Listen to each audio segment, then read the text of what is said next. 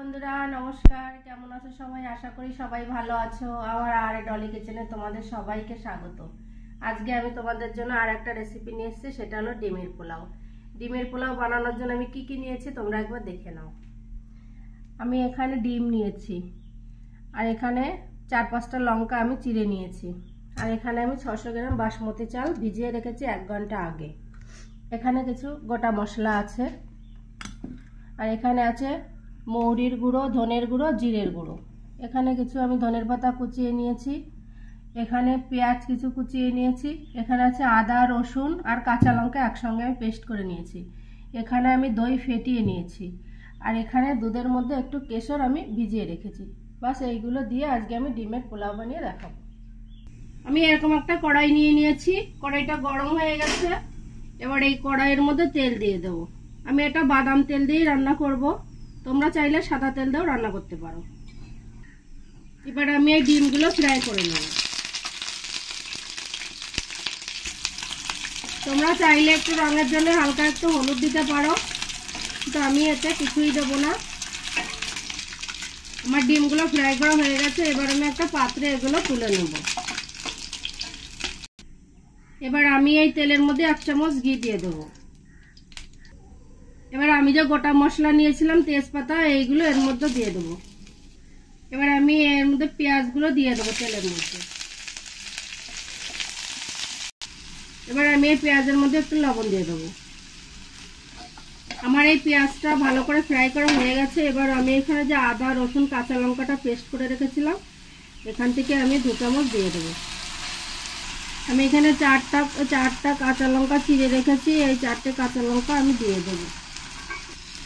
এখানে আমি যে জিরের গুঁড়ো, ধনের গুঁড়ো আর মৌরির গুঁড়ো নিয়েছি 1 চামচ করে, সেগুলো দিয়ে দেবো। এবার আমি 1 চামচ লবণ দিয়ে দেবো। এবার আমার মশলাটা যেন জ্বলে না যায়, তার জন্য আমি সামান্য একটু জল দিয়ে ভালো করে মশলাটাকে কষিয়ে নেব। এবার আমি একটু পেপারের গুঁড়ো দিয়ে দেবো। দেখো আমার মশলাটা কষানো হয়ে গেছে, উপর দিয়ে ভালো করে তেল ছেড়ে দিয়েছে। এবার আমি যে দইটা ফেটিয়ে রেখেছিলাম, এখান থেকে আমি দইটা দিয়ে দেবো। দইটা দিয়ে ভালো করে কষিয়ে নিতে হবে। যখন তোমরা দইটা দিবে অবশ্যই গ্যাসটা একদম কমিয়ে দেবে, নইলে দইটা ফেটে যাবে। ভালো করে দইটা এরকম মাখার পরে ভালো করে এরকম করে মেখে নেবে। মাখানোর পরে তোমরা গ্যাসটা বাড়িয়ে দেবে। আমি আর 1 চামচ ঘি দিয়ে দেবো। এখানে আমার 600 গ্রাম মতন বাসমতি চাল আছে, আমি 1 ঘন্টা আগে ভিজিয়ে রেখেছিলাম। এরপরে আমি এই মশলার মধ্যে দিয়ে ভালো করে একটু কষিয়ে নেব। দেখো আমার চালটায় ভালো করে মশলাটা মাখানো হয়ে গেছে। এবার আমি এখানে জল দিয়ে দেবো।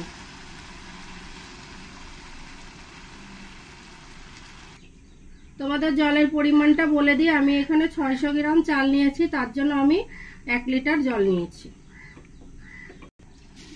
এবার আমি 1 চামচ চিনি দিয়ে দেবো। এবার আমি 5 থেকে 7 মিনিট ঢেকে দেবো। তোমরা ঢাকার আগে অবশ্যই লবণটা একটু চেক করে নেবে, নিয়ে তারপরে ঢেকে দেবে। এবার আমি উপর দিয়ে একটু ধনের পাতা দিয়ে দেবো, দিয়ে ভালো করে একবার নেড়ে দেবো।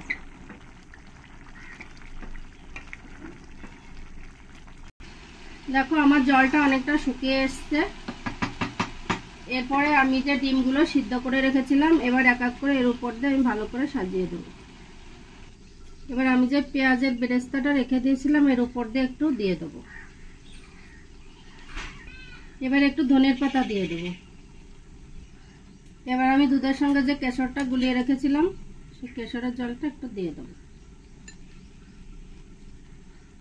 এবার আমি 1 মুটকি কেওড়া জল দিয়ে দেবো। এবার আমি গ্যাসের ফ্লেমটা একদম কম করে আমি 10 মিনিট ঢেকে দেবো।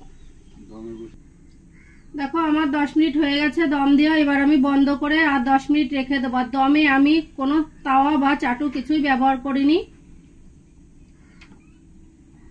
দেখো আমার 10 মিনিট হয়ে গেছে, আর আমার পোলাওটা পুরো রেডি হয়ে গেছে। এবার আমি এর উপর দিয়ে 1 চামচ ঘি দিয়ে দেবো।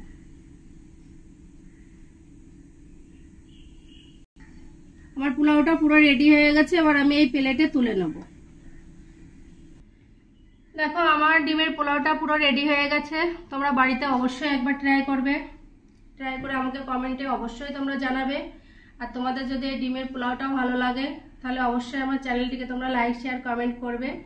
আর তোমরা যারা নতুন আছো তারা অবশ্যই সাবস্ক্রাইব করবে। ভালো থাকবে।